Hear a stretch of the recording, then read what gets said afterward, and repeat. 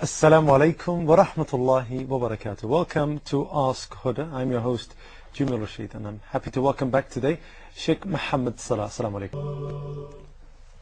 Assalamu alaikum wa rahmatullahi wa barakatuh. Welcome back to Ask Huda. Let me just remind you quickly of our telephone numbers. The country code is 202, should be popping up on your screen.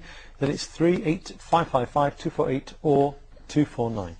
The conditions between a bride or somebody who's going to get married to people. She just wants to know, what's the conditions in regarding the meetings? How many times can you meet? Can you uncover your face? How many times? How long can you speak for? How long can you sit with this person? Just the conditions for meeting a person and how long this can take as well, Sheikh. First of all, Islam does not only allow the groom or the person who's interested in a girl as his life mate to look at her. No, also Nabi Sallallahu Alaihi Wasallam ordered somebody who got engaged, said, have you seen her? He said no. He said no. انظر إليها فإنه أحرى أن يؤدم بينكما. It is very important to look at her in order to really decide whether you like to have her as your wife or not, as she too has the right of looking at you and examining you and talking to you and asking you questions to figure out if you're going to be a good mate or not. So basically that could be done once, twice, and several times until you're satisfied in a very legal way, which is you only see the hands and the face. The face expresses the beauty of the entire body and the beauty of the individual. And it gives you a clear idea of the complexion of the skin of the person. So this is all what you need. Whether you do that at home or you do it whenever she has any opportunity of going out or visiting family members or friends or at school, whatever. But once you decided and you went to her father or her guardian and you asked for her hand, you proposed to him and you were accepted, now you're engaged. Many people misunderstand the nature of this relationship. Engagement is nothing more than a promise.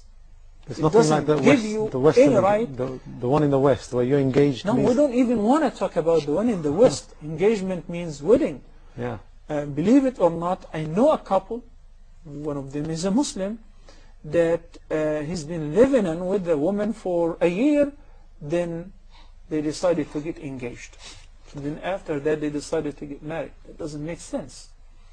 Islam is very pure and modest religion, and it calls for chastity for the benefit of everyone, for the entire society, for the family, for the groom and for the bride. Imagine how comfortable you feel when you know that no one before you have touched her hand and she's not been out, let alone being in bed with somebody, because she is a modest girl. She's a chaste girl. So, once you're engaged, engagement means this is some sort of a promise that one day we'll get married.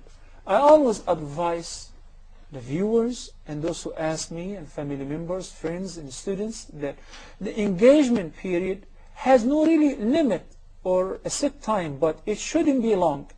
It should be very fast and quick. Not to be boring, and not to give an opportunity to the couple to have a conversation which could swing them or swing with them into an area which is prohibited.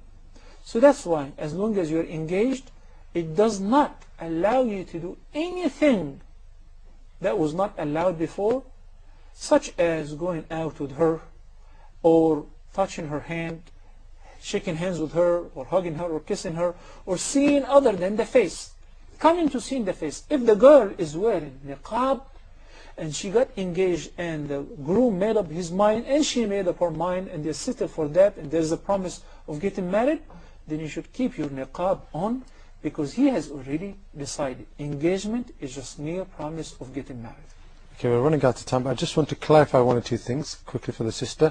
So, if she wants to have 1 or 2 meetings with this prospective spouse, 1, 2, and 3, and 5, as long as they're engaged in the presence of her male mahram. Okay, so never alone. Or never like a mother or a sister. There's got to be a male mahram there. Okay, it is best to have a male mahram. But if this stranger, he's still a stranger, comes at home, and there is only a couple of ladies, who is he? He's just a fiancé. He's no one. Because she can say, I cancel this deal. I'm not interested anymore. In the case of engagement, she may void it or he may void it. And there is no commitment whatsoever on both parties. So we have to have a male mahram. Somebody who's an adult. The purpose of having the male mahram is to prevent any sort of temptation.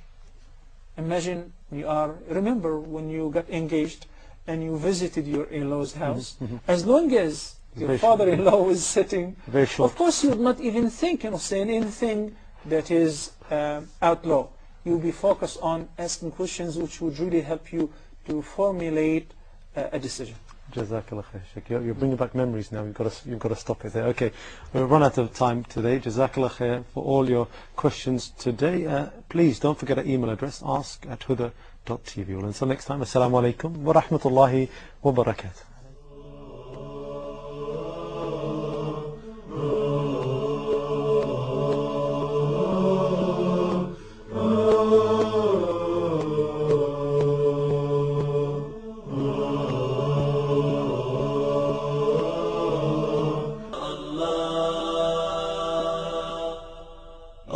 اللهم قوّني على إقامة أمرك يا مولاي وأذقني حلاوة ذكرك واحفظني بحفظك يا